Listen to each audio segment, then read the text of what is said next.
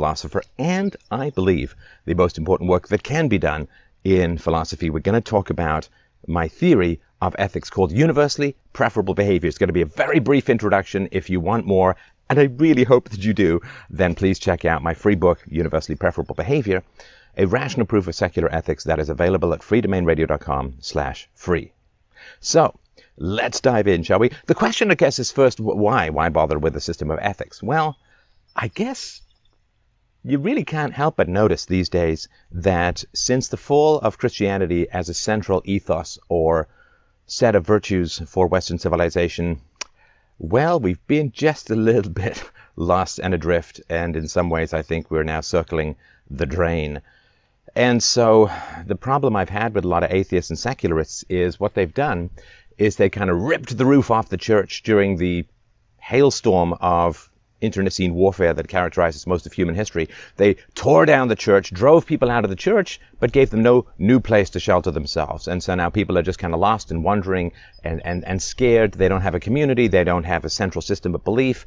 And, well, let's just say the West has become pretty damn easy pickings. So whether you can go back and resurrect the Greco-Roman and Christian worldview, I guess that's a possibility. It's not particularly a strong possibility for empirical rational philosophy. So I wanted to work on a system of ethics that would prove virtue, that would prove morality, that would crack the Humean distinction between the ought and the is. You know, like you can't get an ought from an is. The ought generally has come from divine commandments, or failing that has come from the secular power of the state to punish people who don't conform to legal norms. Neither of those are philosophical fundamentally. So I worked very hard on this.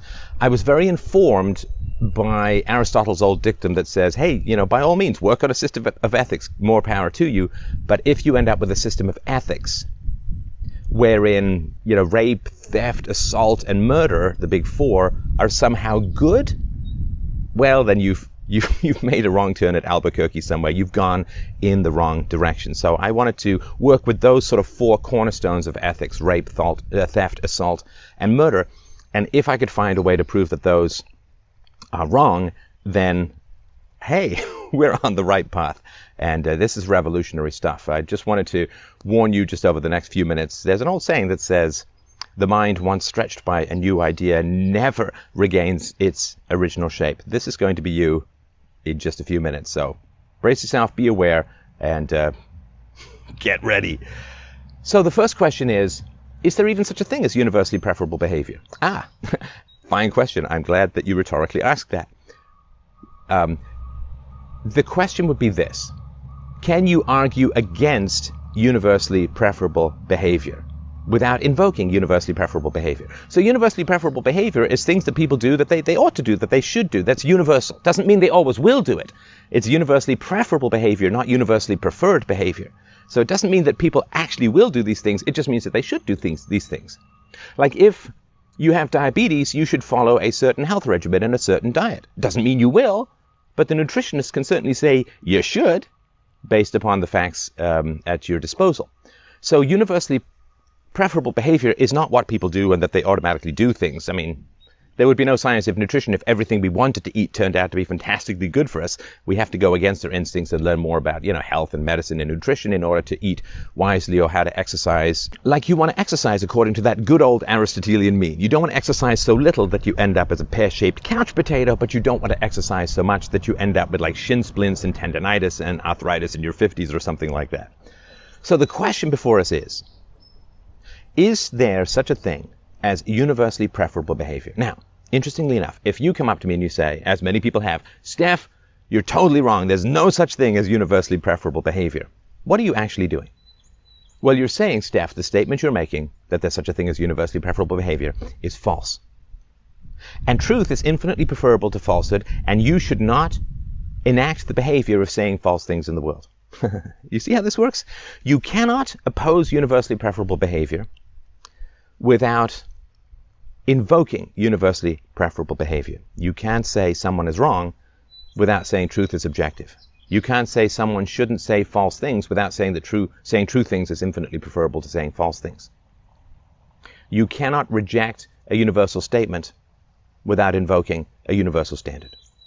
So if people say there's no such thing as universally preferable behavior, they've just invoked universally preferable behavior. They're speaking a truth, they're asking other people to not speak falsehoods and so on.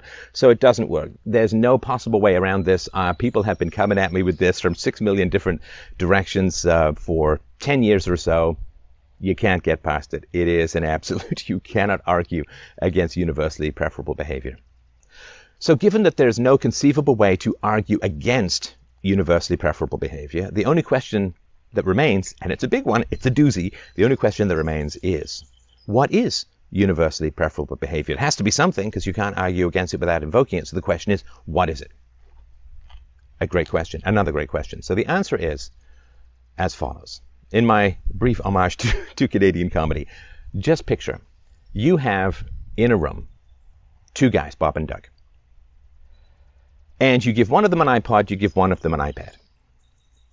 And you say, guys, we're going to run a little experiment here. Let's run the experiment that theft is universally preferable behavior. Stealing, right, the removal of someone's property against their will. Stealing is universally preferable behavior. Now, go to it. What are they going to do? Well, they're going to snatch each other's stuff. One guy's going to grab the iPad, the other one's going to grab the iPod, then they're going to snatch it back, and they're going to continue to do this until you have pity on them and call a stop to the experiment. Now, clearly, if they're grabbing and stealing from each other all the time, doesn't that strike you as like that can't be a rational course of action? That can't be the morally good thing to do. Here's the thing.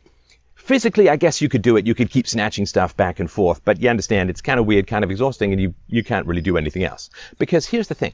If you say X is the good, then the opposite of X must be the bad, right? If this is north, the opposite of north must be south.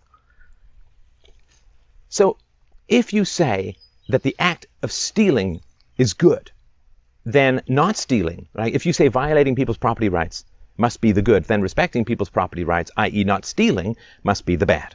Now, if you are napping, you can't be evil. I mean, I go more into why in the free book, freedomainradio.com/free. But if you're having a nap, you can't be evil. You know, parents always say this, you know, kids maybe being a bit of a terror during the day and then they nap and it's like, oh, he looks like such an angel when he naps. So you can't be evil when you're sleeping. You can't be evil when you're in a coma. And so if you prescribe a positive action, you must do X, not you should refrain from doing X. Because when you're sleeping, you can be not stealing, right? When you're stealing, you can be not murdering, you can be not assaulting people. And so if you have a positive action as your moral ideal, then when people aren't performing that moral action, they're not being good. So when is the actual act of theft taking place, right? So Bob grabs Doug's iPad. Okay, he's got it. So in the moment that he transferred it, he's good. And then it vanishes because he's holding on to it. Oh no, he's holding on to it. What happens now? Someone's got to steal from him, or he's, like, you understand it. It's a moment that you can be good. Whereas if you have respect for property rights, you can be good at a continual basis until you actually go and steal something, and then you're bad for that moment, right? And then that badness follows you in terms of reparations. So prescribing a positive action as a moral good is significantly problematic. So here's the challenge. Physically, it's very, very difficult to enact thou shalt steal. Stealing is it. But here's an even better part. It is actually, my friends, impossible to achieve. Not just physically.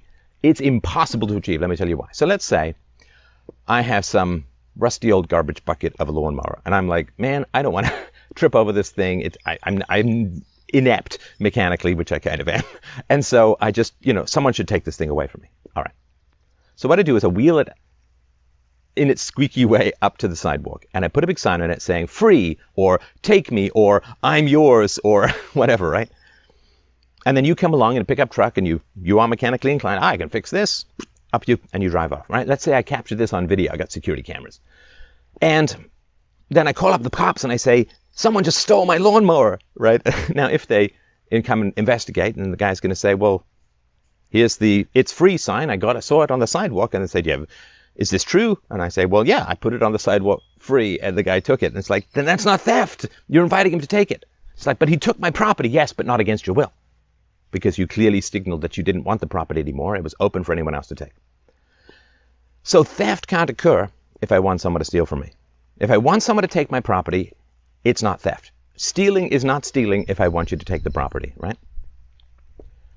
So, I mean, just to labor the point, right? You go to garage sales sometimes, I'm sure, and you see, okay, here's a box of free stuff, just free. You don't have to pay it, right? So you can't steal from someone who wants you to take their property. Now, if theft is universally preferable behavior, then Bob wants Doug to take his stuff, and Doug wants Bob to take his stuff. You understand? But because theft is universally preferable, I should want to steal and be stolen from. But if I want to be stolen from, I can't be stolen from. It's not theft if I want someone to take. So theft cannot be universally preferable behavior. Now think of assault.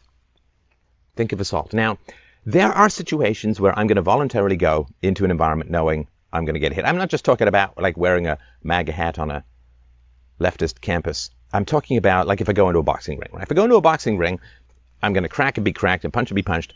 I don't get to call up the cops and say, hey man, someone just assaulted me. It's like, where are you? I'm in a boxing ring. Then hang up. We got busy things to do. So this can even happen like in sports, right? You're playing street hockey. You get a hockey stick to the face.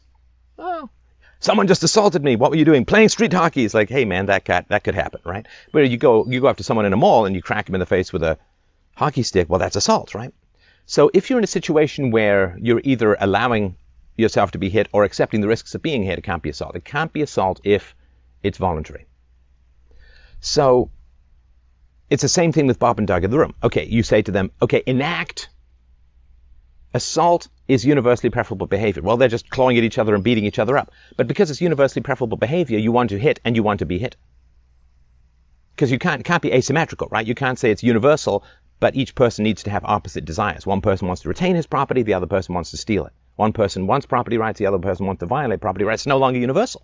You understand? It has to be universal for it to be ethical, or to be philosophical for that matter. Otherwise, it's personal taste or culture or whatever, right? So, as far as assault goes, I guess they could keep pounding on each other, but because they want to hit and be hit, it's no longer assault. Assault is when you don't want to be hit. Rape is when you don't want to have sexual activity performed on you. So this works all along the line. Rape, theft, assault, murder. Not only is it almost impossible to enact them physically on a continual basis, not only does it mean that people who are sleeping are immoral, but it actually destroys the definition of rape, theft, assault, and murder for them to be universally preferable behaviors. This is how we know for sure, 150%, no doubt, no hesitations, rape, theft, assault, and murder cannot be virtuous, cannot be good in any way, shape, or form. See, that wasn't that hard, was it? It's funny, because ethics, there's lots of complicated systems of ethics, but the problem is we really need to be able to explain ethics to like a 2 or 3 year old. And I went through all this stuff with my daughter using figurines and stuff. I went through all this stuff with my daughter when she was 2.5. She got it, no problem. She's a pretty smart cookie, of course, but it's relatively easy to explain. And I've actually got a podcast called the ABCs of UPB about how to explain this stuff to kids. So we need an ethical system that kids can understand because we don't want them to hit and punch and steal and right. So it's actually pretty simple, right? I mean, there's a click moment where it takes a little moment to get it, but once you get it, you've got it. And you won't ever unget it, right? Now you know, without the guns of the state being pointed at you, without theological commandments, you know why respecting persons and property are good. And you know why doing the opposite is bad. Now, there will be people who will rape and steal and murder and assault. That will still happen. But here's the problem. The problem, wasp, well, 2 wasps, I guess.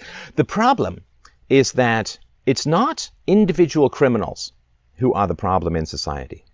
It is not the thief at night. It's not the mugger. It's not the person who's going to assault you, because you can take reasonable steps to avoid those things. The problem is not individual bad actors. The problem is moral theories that justify either rape or theft or assault or murder. And there are lots of those in the world, all over the place. And you can defend yourself against individual criminals, but those who are pursuing bad ethical theories through the power of the state, through the power of various kinds of compulsion, those people are where the real risk is in society. So there will be individual bad actors. UPB is not going to make everyone good, but it is going to do a full frontal D-Day style assault on irrational, anti-rational, anti-human ethical theories, and that's where the real danger to us and our future lies. So I hope that you will check out the book, freedomainradio.com/free. Don't forget to follow me on Twitter, @StefanMolyneux. Use our affiliate link if you have some shopping to do at fdrurl.com/Amazon. And don't forget to join our brand spanking new mailing list. New book coming out August 2017, The Art of the Argument. You'll love it. It's great. Have yourself